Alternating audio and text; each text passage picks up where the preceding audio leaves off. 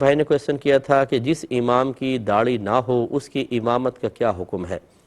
دیکھیں اس میں دو مسئلے ہیں۔ پہلی بات تو یہ کہ اس امام کی داڑھی قدرتی طور پہ نہیں ہے یا وہ کٹواتا ہے۔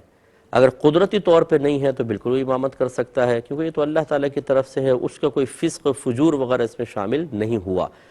اور اگر وہ خود ہی کٹواتا ہے تو پھر فقہ حنفی کے روشنی میں ایک مشت داڑھی، یعنی چن جو ہے آپ کے نیچے اس کے ایک مٹھ ہونی چاہیے، اس کے بعد کٹوا دیں، چاہے ایک مٹھی داڑھی رکھنا واجب ہے۔ اس سے کم کروانے والا اگر نماز کی امامت کرتا ہے جبکہ دوسرے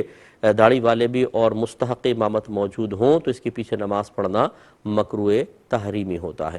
ہاں، جیسے اب بعض ہم سے کویسچنز کرتے ہیں کہ آفیسز وغیرہ کے اندر کوئی بھی داڑھی والا نہیں ہے، سب بغیر داڑھی والے، تو کیا اب ان میں سے کوئی ایک امامت کر سکتا ہے کہ نہیں؟ تو بالکل کر سکتا ہے، کیونکہ یہ جو داڑھی بغیر داڑھی والے کو امام بنانا منع کیا گیا ہے، اسی مقام پر جب پیچھے داڑھی والے موجود ہوں تو پھر اس میں ایک یہ مطلب چیز پیدا ہوتی ہے کہ جو بظاہر ایک گناہ کر رہا ہے اس کو آپ نے نیک لوگوں کے سامنے کھڑا کیا، اس میں گناہ گار کی تعظیم لازم آ رہی ہے، اس وجہ سے اس کو منع کیا۔ اور جہاں مطلب آفیسز وغیرہ میں کوئی داڑھی والا ہے ہی نہیں ہے، خشخشی داڑھی والے ہیں سارے، یا باقی بغیر داڑھی والے ایک خشخشی داڑھی والا ہے، تو پھر یہ کہا جائے گا کہ آپ جماعت قائم کریں، بغیر جماعت کے پڑھنا مناسب نہیں ہے۔ اس پہ ذرا تھوڑا سا توجہ فرمائیں۔ ایک انہوں نے کویسچن کیا تھا کہ دف پر میلاد پڑھنے کی کیا شرعی حیثیت ہے؟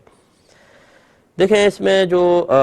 محقق علماء ہیں اور محتاط علماء ہیں وہ تو منع کرتے ہیں، اور منع اس لیے کرتے ہیں کہ دف کا اگرچہ جواز زمانے رسول میں بعض مقامات پر دیکھا گیا ہے، اس کا جواز کی دلائل موجود ہے، لیکن لوگوں کو اگر اس قسم کی چیزوں کی اجازت دی جاتی ہے تو لوگ پھر ایک چیز پر رکتے نہیں ہیں، وہ اور بہت ساری ممنوعہ چیزوں کی طرف بڑھ جاتے ہیں، اور ہر ایک کے جواب میں اجازت وہی دکھاتے ہیں جو پہلے عمل کی تھی، علماء نے اجازت دی ہے، اور پھر آگے بڑھتے چلے جاتے ہیں اور خرابیاں پیدا ہوتی ہیں۔ اس لیے اس طرح کے محتاط علماء تو بالکلیہ منع کرتے ہیں کہ نہیں ہونا چاہیے، لیکن بعض علماء یہ فرماتے ہیں کہ چونکہ دف کا ثبوت زمانے رسول صلی اللہ علیہ وسلم میں ہے، بچیوں نے دف پہ ترانے گائے ہیں، اور عید کے دن بھی نبی کریم صلی اللہ علیہ وسلم کے پاس کچھ بچیاں تھیں جو دف بجا رہی تھیں، اور خود سرکار صلی اللہ علیہ وسلم وہاں تشریف فرما تھے اور آپ نے منع نہیں فرمایا، اس لیے خاص مواقع پر دف بجانا اس کی اجازت ہوگی، وہ علماء اجازت دیتے ہیں۔ اب خلاصہ کلام یہ ہے کہ اگر کوئی اس طرح دف پر میلاد پڑھ رہا ہے اور اس نے کسی مستند مفتی صاحب سے باقاعدہ اجازت لے لی ہے تو پھر وہ تو قابل گرفت نہیں ہے، پھر اس پہ طعنہ تشنیع کرنا صحیح نہیں، آپ کو نہیں سننی تو آپ اٹھ کر چلے جائیے وہاں سے۔